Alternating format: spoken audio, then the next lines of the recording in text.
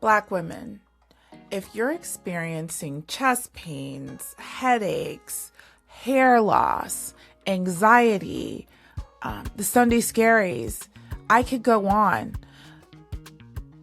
and you're ignoring those symptoms, you're brushing them off and pushing them away, thinking they're normal, they're not. We are under attack. We've been under attack. We go through more. We have to deal with more. And everyone puts the weight of the world on our shoulders. We've talked about the physical repercussions of being a Black woman at our jobs, in our families, in our lives, with everything that we have to go through, with everything that we have to deal with all the people we have to answer to, with all of the people who are relying on us. And then you couple that with us not loving ourselves enough, it's just a remedy for disaster. In our final summer rewind, I want to focus on the physical ramifications of all of the anxiety and the stress and the emotional roller coasters and the disappointments that we go through as Black women, and what we need to do to make sure that we're taking care of ourselves. So today we're going to revisit conversations. I'm not showing you this to scare you. I'm showing you this to remind you that you're not alone. This is a community. We are here to help, and hopefully hearing these conversations, if you haven't seen them already, will encourage you to make sure that you're taking care of yourself, to hopefully help you not turn your brains off for what it is you're feeling, not just physically, but mentally, what it is you're experiencing. Okay, we've got to listen to ourselves. We've got to listen to our bodies. And there are so many examples of how this is coming up for Black women. So hopefully this is going to help you. If you haven't seen these episodes already, I'm going to put the full episode links below in the description. But before we get into it, I want to ask that you guys please please share, please subscribe to the podcast. Coffee No Cream is a community that's needed. I get emails every single day from Black women who are just so grateful and expressing how they are glad to have found us and how the podcast is helping them. So please make sure you like, share, subscribe, leave me a comment. I love that. I love to engage. And this is the last of our Summer Rewind series. So we're back to new episodes next week. So enjoy. Go back and watch these if you haven't, and I'll see you over there. When we come in, we're often qualified. We know we're qualified. We know we're confident. But then because people are projecting their doubts onto us, we might start internalizing those doubts. So now you're dealing with that. You are tone policing yourself all day. You are checking, rechecking your emails to make sure it sounded okay. You are going through the bathroom throughout the day to cry. If somebody says some stupid comment, or you're just so frustrated, you want to scream, you just get so frustrated, you go in the bathroom and you cry, and then you come out and you put some water on your face and you try to put your face back together, put the mask back together. And then by the end of your workday, you are exhausted. You are exhausted because you're doing your job at a high level. And then you're dealing with all the other microaggressions and nonsense and pretending like these things are not harming you, and they really are. And so you're holding all this tension and stress all day. So then you leave, and on your way, maybe going home, you're calling a friend, a family member, and you're venting. Okay, so now your family and your friends, they all know about everybody at your job. They know the names, they know everybody, know who did what, whatever, right? So they're hearing about it, and they're feeling sad for you. They're feeling helpless and hopeless because they don't know how to help you. And then let's say you go home, and let's say you have a family at home. Now you are so exhausted from that job, you're a shell of yourself once you get home. So you're not fully present for your family. So either and you are talking about your job at home, right? Right. Or you're just not fully present for your loved ones once you get home. And then it's kind of like you're just going through the motions. You're going through the motions and you're just saying to yourself, oh, I'll just be glad for the weekend, or oh, I'll be glad for vacation. But you're never able to recoup because this stuff keeps happening over and over and over again. And you start saying to yourself, like, did I work this hard to get to this? Like, this can't be. You see other people getting promotions, you see other people getting accolades, and they don't have near the experience that you do, and you just keep swallowing these indignities. I remember one Black woman said to me, she said, I feel like I bite my tongue so much at this job. One day I'm going to just bite it straight off. I'm not going to even have a tongue anymore. So thinking about what is that life like in terms of self-silencing, which can be an issue too, where you are swallowing all these things that you're experiencing, and that can actually turn into a form of self-loathing. Like, I can't believe that I let those people talk to me like that. I can't believe that I let those people, do whatever. And start looking at yourself in a negative way. And then that can turn inward in terms of feelings of depression. So in terms of mental health symptoms that we might see because of all these external things might be depression, anxiety. You might experience trauma symptoms if there are things about your job that have like a parallel dynamic to other traumatic experiences in your life. It might bring out PTSD symptoms. It might result in sleeping difficulties, overeating. My hair started falling out. You know what I'm saying? My blood pressure started going up. I gained a lot of weight. Yeah. So there's a lot of different things that might happen. And it doesn't just impact us physically. It impacts us mentally, maybe spiritually. And it doesn't just impact us. It impacts the people we care about too. I have to either figure out how to survive here, or I have to start making an exit strategy. Right. And I vacillated between, I was there for 5 years. I vacillated between, am I making an exit strategy? And am I trying to conform myself to stay here? Quite a bit. I went back and forth for a long time. And I would try to soothe myself by saying, I make good money here and I have flexibility here. And within, 2 years, I had earned enough credibility in my work product that I was doing things like I leave work every day at 4:00 just so I can go to the gym and have a nice evening, and nobody would question it. Yeah. I would block my calendar off for like 2 weeks at a time and take a vacation. Nobody questioned it. I had enough flexibility that I thought I could survive the racism and sexism. Yeah. And I didn't really realize how much it was piling on me until I left. I was getting all kinds of sexualized, racialized comments and commentary. Somebody inappropriately grabbed me at a company event before. And I just didn't explain all these things to him. I didn't tell him this is what I'm really struggling with. Right. And honestly, I didn't tell anybody because I didn't have the vocabulary to really explain it. Because I couldn't control certain things that were happening at work, I became really, really controlling of my weight and diet, bordering along ED. I was only eating 900 calories a day. I was exercising twice a day. I was not letting myself eat anything after 7:00. And I was very, very thin. Like the most compliments I've ever received on my weight, because nobody realized that I was truly stressed out. Right. And on the other end, I was also making really bad decisions that had to do with my depression over going to work. I mean, there were days in a row where I would get up, get my son to school, and get back in the bed and just like watch Daria for hours, knowing I have some deadline I need to meet at work. I have something coming up I need to do, but I just couldn't bring myself to get my clothes on and get to the office. I was being used in that firm to harm other Black people, harm claimants. So I would get assigned to cases where the claimant was a Black person. And in the beginning, I think nothing of it. It's just my work.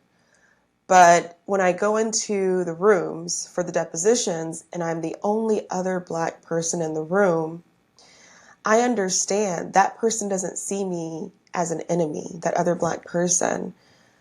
And I was doing a deposition of this older Black lady, and the goal was obviously to get her to say something that would get her claim denied. Let me just interrupt you really quick. Just for people who aren't familiar with all the terminology, explain what a deposition is.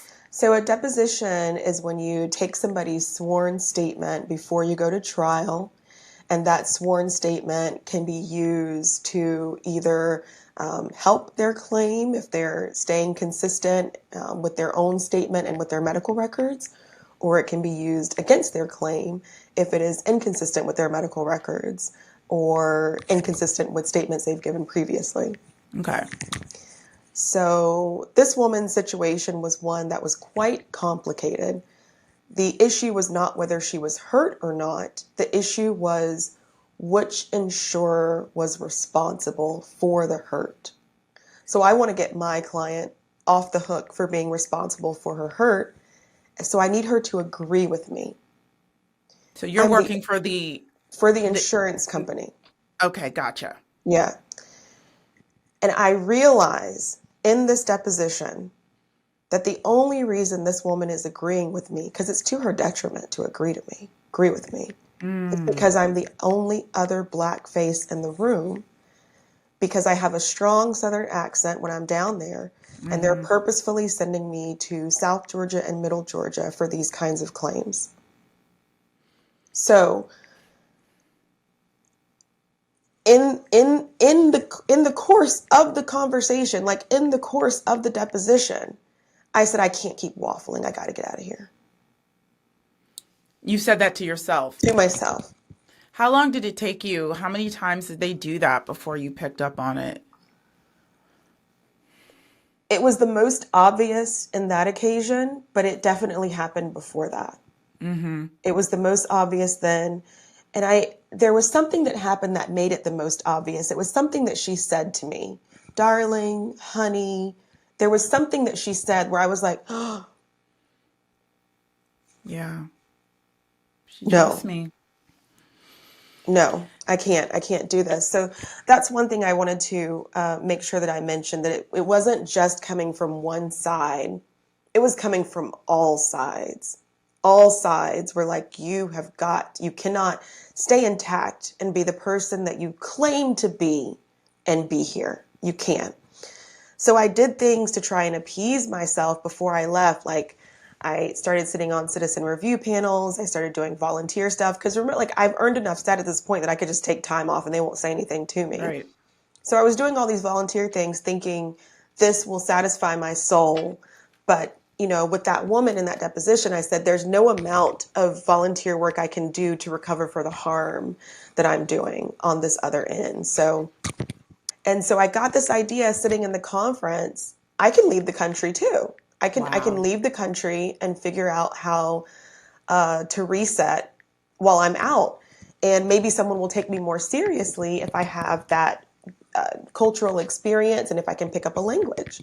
It just took a tremendous amount of courage to just, as a Black woman too, to just up and go to Mexico. I couldn't see any other way at that moment. I couldn't see any other way. I was standing at my washer one day, and I'm going to cry just thinking about it. I just broke down in tears.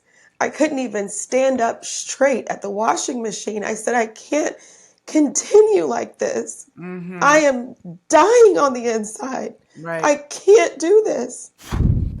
I had so much stress in my body. Like, I remember, and I hold my stress in my chest, right? So it's not good. Like, when I get stressed, I get chest pains on the left side. Not good. Oh, And it's not good. So one of the ways that I know that I'm stressed is if I feel these listen to pains. your Because body. sometimes, you think you're good, right? Because you're not like ruminating on it or whatever. Yeah. But then my body will tell me like something's wrong. And I remember I went to a conference. I tried to take one day off from these people.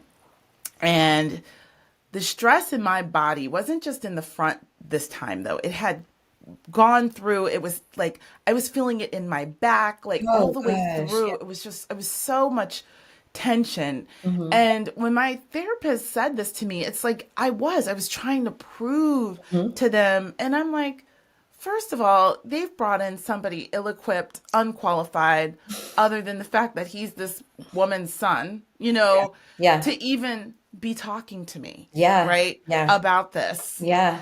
And, I'm so worried about making sure that they see what I've done. Listen, I've carried you guys for 11 years, right? Mm-hmm. So it does have a way of getting in your head. And I Oh think yeah. when you're in these positions, it just works on you, right? Like, and until you're away from it, you can't even see it. Mm-hmm. Mm-hmm. But, we're so desperate to hold on, and what are we really holding on to?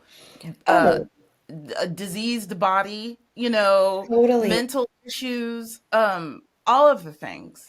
And I feel that so many times in situations like that, we're working so hard, we're doubling down, we're trying to get seen, we're trying to do all of these things, and that level of stress and feeling of inadequacy really starts to build. Oh, And to your yeah. point, it shows up in different ways between headaches and breakouts and shortness of breath and just all of the things that come about when the stress is like, oh no, like I'm about to show up because you've been suppressing it for far too long. Is that It's what you way too much. experienced? Oh, absolutely. I Yeah. started to deal with a lot of migraines. I started to deal with shortness of breath, depression. I hated that. Like, what do they call Sundays? Sunday. It's called Yeah, because Mondays you gotta work. yes, all of Yes. it.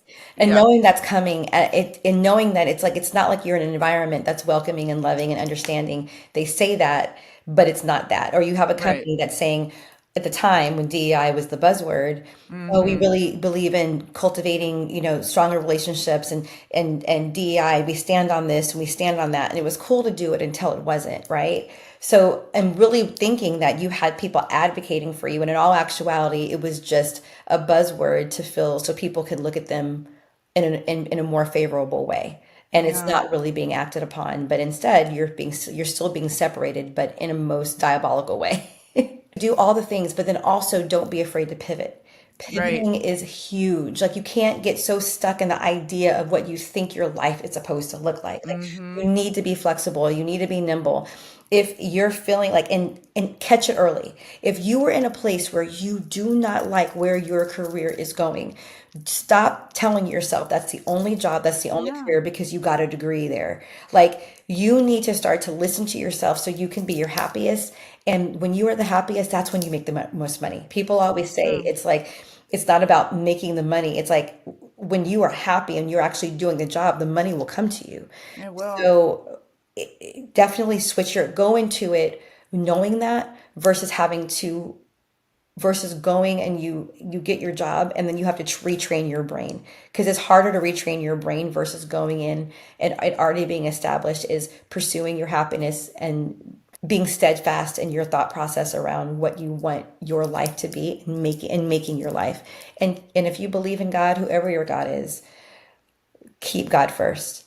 Continue to know, like seek that approval, that wisdom, and you'll never go wrong. The performance tax, where you're just constantly working harder, 86% of the respondents said that they need to work harder just to be seen as competent. Okay. Then you've got the proof tax, where you're constantly proving your qualifications. I remember when I was as a surveyor, most people asked me, well, not most people, quite a lot of people asked me, could you just prove that you're a surveyor? They'd call me up, oh, I need a copy of your credentials and what have you. That got exhausting. And then the perfection tax, that you always have to cross the T's and dot the I's, that you cannot make mistakes even with your emails. I had one lady say that she has to put, she feels that she has to put everything through AI to make sure that everything is perfect, that her grammar's perfect, that her email is perfect, even the tone of what she's saying to people is perfect. So you've got quite a lot of stories within the research about that as well. So you have code switching tax, and I'm sure every black person knows that one. We have to adjust our voice, our tone, the way we just for other people's safety, basically. And it's to conform with white professional norms. So we tend to lose ourselves when we're doing all these sorts of things. Although some people do say, oh, it's good that you can code switch. But sometimes people have said, in one of the most prominent things that came out of the research is that especially women said that they code switch so much they don't even know what is the real them. So it is causing issues, all this survival mode that we're in. Microaggression absorption tax, I can't even say that word, where we absorb these microaggressions. And a person said it's death by 1,000 cuts. Mm-hmm. She said that she's just so exhausted. She goes home each day and she has to talk to her husband about it. The children, it's a black family, the children are talking about it and they're discussing whether they should absorb these microaggressions, sometimes macroaggressions, and people are constantly questioning you, doubting you. They expect us to absorb all those microaggressions and what have you. It's just absolutely ridiculous. One thing I've noticed is that a lot of this is stored in the body, and a lot of the 63% of people that answered the survey said that they were affected by severe health conditions, burnout, depression. Some people were developing autoimmune issues, and in terms of coping, they were talking to friends and family, and only a few people were talking to therapists. So that's why I've created this community where you can go and look for a therapist if that's what you need, look for a coach if that's what you need, look for any practical solutions. So once the community grows, all those people will be there, and you will be able to work to reduce the burden. And sometimes there's no doubt about it that you've got to just exit. One thing I did find, because I looked at America, Canada, Australia and the UK, America has the highest burden out of every country there. It's just absolutely relentless. Almost, I think it's like 98.5% of people, of American women, felt that they were carrying each and every one of these burdens, compared to 85% in the UK, compared to 63% in Australia, compared to 52% in Canada. This stuff is too deep. Yeah. Like this kind of stuff has been going on for so many years, right? Yeah. It's too deep. And again, I ask myself, do I want to be subjugated to this? And can I really grow in this environment? And if I can't grow in the environment, why am I going to be subjugated to it for a paycheck? In my mind, I put people in categories. Mm-hmm. Okay. So I put him in that category of, this dude is crazy. He don't like black people. It's his problem. It ain't mine. Right. Okay. And right now, you gonna just work with him, but you ain't gotta be friends with him. You're not gonna be telling them your deep, dark secrets. Okay. I don't even have to have too much conversation with him. There's one thing that you can't do physiologically. You can't frown and smile at the same time. Okay? You can't have a thought of being down and a thought of being happy at the same time. But there's certain things that we can do that can magnetize the brain. Okay? And so when you get that down feeling, I want you to immediately be aware of it, and I want you to look up and smile. Even if it's for a moment. what you are doing is you taking control, you harnessing control back, because that down thought, that feeling of being down, and then you automatically being aware of it and looking up and smiling, you cannot smile and feel down at the same time. But when you smile, you do that action, even if it's just a small action of putting your head up and smiling, that magnetizes the brain. And your brain wants to do more of it. Okay? So it is like an auto response that you are creating. And the more that you do it, you become aware of it and you do it, I'm telling you, that feeling, that low feeling, that bad feeling, is going to go away. Right before my 40th birthday, I had a long day, really long day, came home, took a nap, and was getting up for round two, evening work of helping with the homework, making dinner, that kind of stuff. Got up and, long story short, I ended up having a stroke, like right when I kind of got up from my nap. Got up and I just felt like my left arm felt weird. I was looking at it. I could lift it at the time. I could lift it. I could look at it. It looked like it was there. I'm like, why does my arm feel like it's not there? Like it just felt like it just was not there. So I thought maybe I had slept on it wrong. And then I kind of sat up a little bit more. And next thing you know, I'm kind of starting to slump over. My husband was kind of right there next to me. He saw what happened and he just kind of was like, Sheri, what's going on? What's going on? And I sort of just kind of went into a full-blown stroke. My whole left side then began to just go completely limp. I could no longer lift it up. And my mouth started to droop. I had the clear signs of a stroke. I couldn't talk. I could look at him and I could remember because, I'm telling you this story. So I could remember everything that was going on. But he recognized that I was having a stroke. So did you know you were having a stroke? I knew I was having a stroke. I was like, oh my gosh, I'm having a stroke. Wow. That's what I said in my head. Like, can you believe this? That's what I kept saying in myself. I can't believe 39? it. At 39. Yeah. And so anyway, he called an ambulance. I went to the hospital and they triaged me as having a stroke. The doctor came in and he said, but you're too young. You're too young to be having a stroke. I said, whoa, I couldn't even talk. I'm like, all the signs are there. And so they ended up doing a CAT scan. The CAT scan didn't show anything. So in his mind, that even more confirmed that I wasn't having a stroke.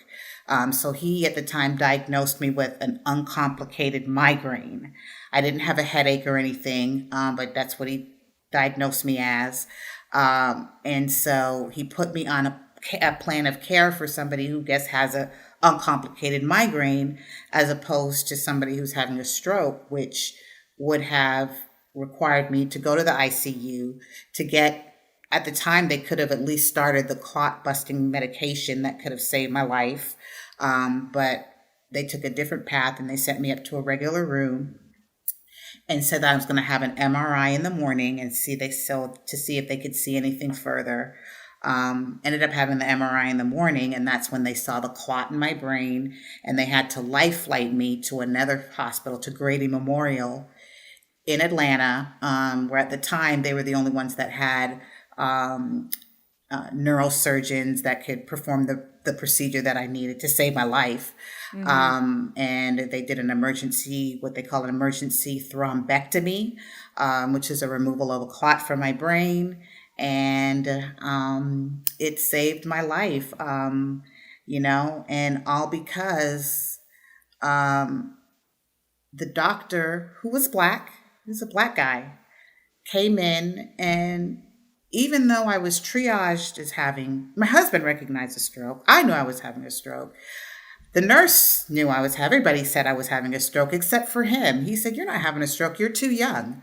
There's just no way. And he said that, and then the CT scan, which is not definitive, came back and said that, they couldn't see anything. We'll get you in the morning. We'll check you out in the morning. And so I didn't, wasn't able to have the medication. So I had to end up having surgery. Just so much was put at risk. And I'll never forget my drive home. That it was like, I think I was in the hospital about 4 or 5 days.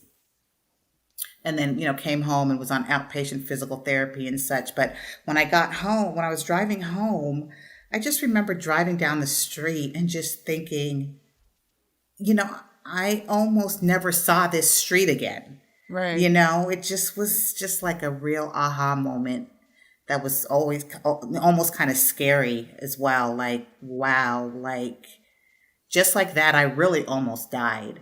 And just because he just didn't feel like I was of age, he just didn't look at the symptoms and didn't look at everything. And it could have cost me my life. And because of that situation, I ended up hearing, because I'm in the healthcare industry and nursing, I heard from another nurse who works at that hospital that the residents and such at the hospital were using my case as a study for the residents, just to learn about stroke and symptoms of stroke in younger patients, and to not just dismiss because of age, and that definitely look at the symptoms. And so case studies were done because of my particular case. So I'm glad to hear that they were able to use it as a learning experience. I would say the biggest reason to leave is because what the job is doing to you mentally and emotionally. Okay. I was extremely stressed out. I was very unhappy. I was very much questioning my professional self-worth because I let these people get in my head. And I told a story, I think I told it, I'm trying to remember, when somebody had messed with my bonus and it was the Christmas holiday, and I remember waking up on Christmas Day and thinking about how much I hated those people. And all I could do was think about how much I hated my job. And they were on my mind. And I was with my people. It was Christmas. I wasn't even in the same state at this time as my job. I had left for the holiday. But I was so consumed with a level of hatred for these people. And I'm going to tell you, that is telling. I was thinking on Christmas, I hate these MFs. I cannot fucking stand this place. I cannot stand these people. I have got to go. All right. Which is not a healthy place to be in, right? I already knew that I was probably going to lose my job soon because I was working on a piece of business that we had lost. And I had developed a bad reputation in this place. It was a good old boy advertising agency. And, to go down the list of the things that they could come up with to say about me, to my knowledge, that I heard was going on is extensive.